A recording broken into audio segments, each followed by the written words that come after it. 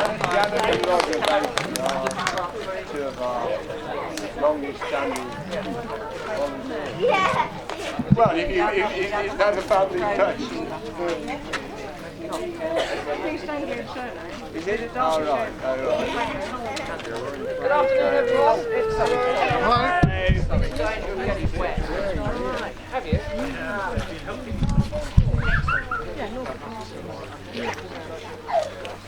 So you've got, oh, that's that stuff.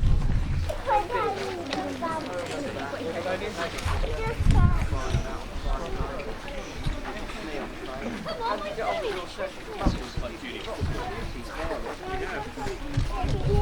Excellent. Top work then, top blitzing. Can I just say then, good afternoon to everyone.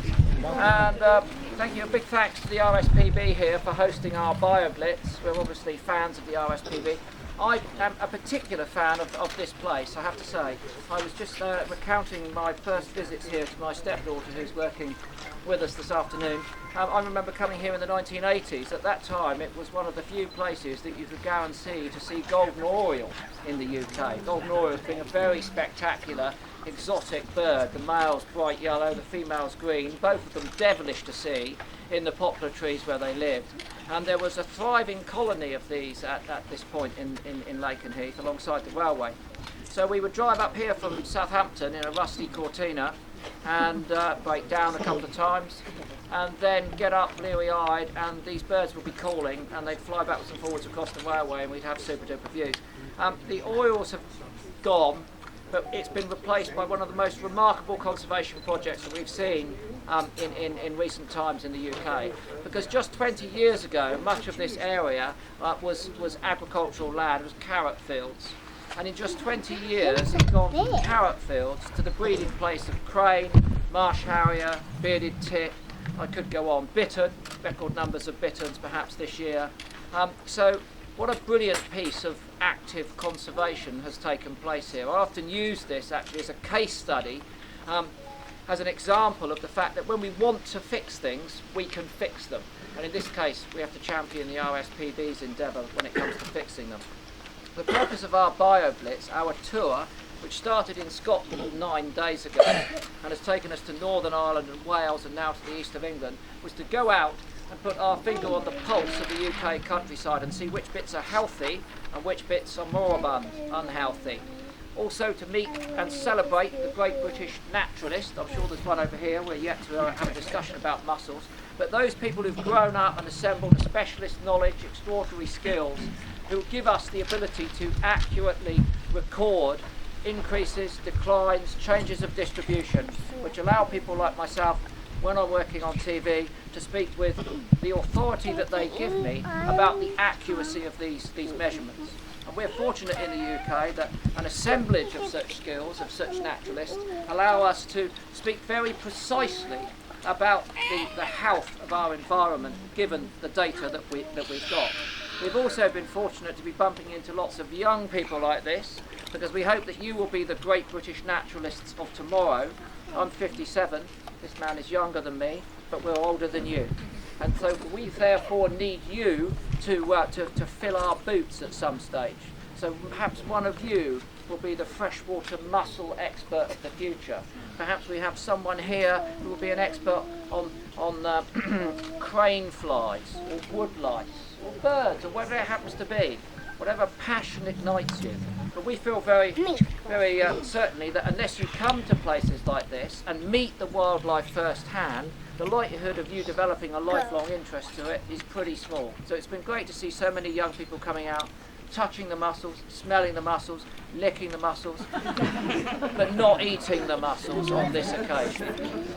The other thing that we wanted to do was to see how conservation is working in different ways. So we've been to people's gardens, we've been to community groups, we've been to conservation working on a landscape scale even bigger than here at Lakenheath Fen, and each of these has a benefit.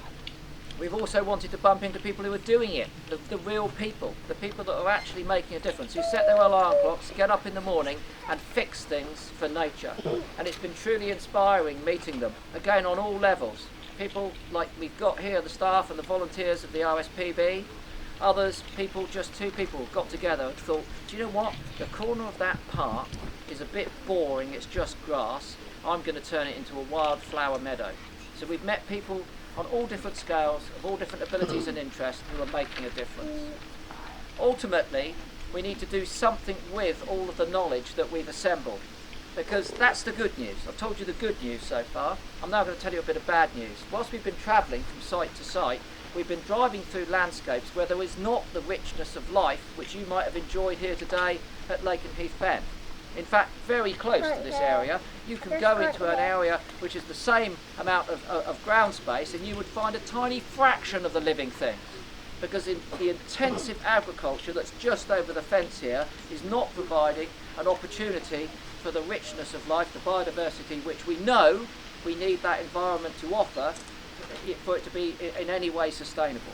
It's not just intensive agriculture, we've been into urban developments, we've been looking at infrastructure developments, new roads going through. There are many things that threaten that life. But there's no question about it, despite the efforts of the RSPB, despite the efforts of all the other conservationists I've mentioned, you know, nature reserves are not enough. The experts have given us the data. The data say that most of our principal habitats and many of the species that are living there, 15% of the monitored species, are even in danger of extinction. So we win battles here, but out there we're losing a war, if I can be militaristic about it. And we don't want to lose the war. So how are we going to fix it? Well, we're going to fix it ourselves. You know, we can't wait at this stage for anyone else to do that for us, because some of the declines are so serious that we're in danger of those extinctions. So let's think about a bird that when I came here to Lakenheath in the 1980s, aside from the golden orioles, that I would see and hear, the turtle dove. Since 1970, when I first picked up a pair of binoculars in anger, they've declined by 95%. Now, does anyone here want to wait for 96 or 97? Are hedgehogs even more popular than turtle doves? Perhaps our second favourite, I can't remember what came top, let's call a hedgehog, our favourite animal in the UK. Since 1950, they've declined by 97%. Does anyone here want to wait for 98 or 99? Because if we wait for 99% decline, we are that far away from extinction and it will be too late to do anything. I'm of the opinion that we've got the skills, we've got the energy and the endeavour, we have the toolkit to make a difference. But we've got to make sure it happens now before it's too late. And that's where I need your help. You see, I am me, but together we are we. And if it's just me and you, okay, that's just a small we. But if it's everyone here, that's a big we. And a big we means you've got a full bladder and you've got to do something. Okay? And what I'm suggesting that you do quickly is post one of these postcards. So I've had these postcards printed, and on the back of them I've written a very polite message to Michael Gove, who's the Minister for the Environment at the moment. We're not blaming him for everything that's happened. He's only had this job 5 minutes. There were a few other people that have come before him who could have done a lot better. But he's here at the moment, and we want to ask him to do things as quickly as possible and as well as possible. So I've written a polite message, and it ends with the line, I'm writing to ask you to make some bold and brave changes today before it's too late. Thank you. It's polite, thank you. So we're handing out these cards. All you have to do is write your name on, sign it, put on a second-class stamp and post it to Mr. Gove, so that he knows that you've asked him to do something. But what are we going to ask him to do? Well, on September the 22nd, I'm organising a People's Walk for Wildlife in London. And I'm trying to ask as many people who have an interest in the landscape and the creatures that live there to come together and join us all on the 22nd in London. The RSPB are keenly supporting that. Obviously the RSPB, the Wildlife Trust, the Wildfowl and Wetland Trust, Butterfly Club, all the conservation agencies are invited. All the nature-friendly farmers were invited. Anyone who has an interest in any aspect of the health and well-being of our countryside is welcome to come along. But we'd particularly like to see you guys, young people. I'll be disappointed if 50% of the people that turn up aren't under 16 or thereabouts, you know? And to that end, we want to make it interesting for you, so we've come up with a whole range of projects that we hope you're going to do. And we'll be posting, we've already started putting those online, and we've sent emails to all the schools in the country. So these are creative, arts, music, literature, those sorts of things, which I know you'd be good at because they're all to do with wildlife. So we very much want you guys to come. Music as well, recorders, all that sort of stuff. As for the adult component, it's a walk, it's not a rally. We don't want it to be, a sort of a demonstration. We want it to be peaceful and imaginative, because we don't need to be anything else. We've got the answers, we're just not doing anything about it. And all we want to do is politely to say to Mr. Gove and others in Scotland, Rosanna Cunningham, and in Wales, Hannah Blethen, look, we don't want to wait. You've set us targets, but I looked in your plan and they were 2065. What? 2045. I'm 57. I'm going to be dead by then. I need to sort things out now. The hedgehogs will all be dead by then. The turtle doves, my goodness me, there'll be museum specimens in dry, boring cases. We won't be in the 12 days of Christmas. We haven't got time for their sort of targets. But what we need to do is to say, we've got the solutions. We'd like you guys to put them into place now. So in conjunction with the brightest minds of independent UK conservation, we're putting together a portfolio of suggestions that we're going to give to Mr. Gove and others and say, look, these things work. We've tested them. Look, Lakenheath Warren, we've tested it. 20 years ago it was a load of carrots. Now we've got bitterns and cranes. We can do it. We're going to point these things out, but we don't want to have to wait another 20 years to have another Lakenheath Fen, So try and join us on the 22nd if you possibly can. It would be great if as many of you as possible can come along to stand up and be counted. I think it's really important at this time that we see the bigger picture. So whether you're into the hedgehog rehabilitation, you're opposed to fox hunting, you want better quality national parks, you're fed up with the council mowing the wildflowers on your verges, it's the same thing. It's all about the health of that environment and engendering a respect for the things that live there. See the bigger picture, forget your egos and your specialism. We all have them, it's fine, I'm not criticising you, I'm part of this as well, I've got my own thing, I'm banging on about raptor persecution the whole time, but we've got to see that it's other things as well. Try and join us. If you can't come on the 22nd, it will be a tragedy, particularly all you young people, but you can support us using social media. And I mentioned that toolkit, the methodology that we have in conservation to make a difference, and social media is a very powerful part of that.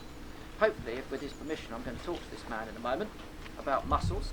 We're interested in that, not just the bitterns and all that stuff. This stuff is equally as important and actually very often sometimes more interesting.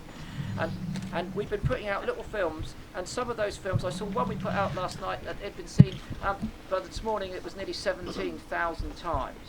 So 17,000 people had watched someone talking about something they're passionate about.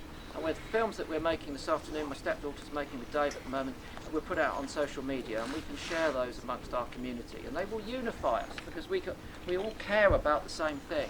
The difference between doing the social media and the caring and actually turning up on the day is that I think that caring's no longer enough. I think we've got to take action now. This is the time for action, and it's peaceful, a peaceful display of that action. I nearly said demonstration there, but this isn't a demonstration. It's a peaceful display of the fact that we have solutions, and we'd be very grateful, thank you, if you would implement them as soon as possible.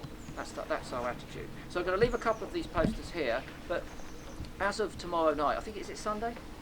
Yeah. Right, good. I lost track. But as of tomorrow night and tomorrow, you'll be able to download these and a couple of other posters as well from my website. And what I'd like you to do is to print them, A4, A3, they fit that. And there's a range of them. We've got eagles, what else we've got? We've got badgers, we've got dolphins, we've got damselflies, we've got bumblebees, we've got a whole range. So you can pick your favourite, download it and print it, and then fly post it somewhere where loads of people can see it. So, put it up in the visitor centre here, on a bird hide, in the library, but just not in your toilet. Because if you print one of these up in the toilet, just you's going to see it. And also if you get short of paper, it may not last so long. So basically, we want these to be put up where loads of people can see them. We'll leave these, we've got a few to leave here this afternoon, but as I say, from tomorrow you can download your own. I really hope that I get to see some of you in London, and that you come along in fancy dress, playing your recorders and inventing your new words and all the things that we've suggested that young people do. And as for the adults, I think that what our proposals are going to be based upon. There's going to be no political, there's no political agenda here whatsoever. The first word of the document that I've written is this is not a political document. going to be based on good, sound science. And that is exactly what we've got here at Lakenheath Fen. Good, sound science. Implemented by the RSPB, proven to work, and we're all enjoying it this afternoon. Job done, hats off, 10 out of 10, but let's just do it over the fence on a much bigger scale. Okay. Thank you very much for listening. I got a bit ranty there.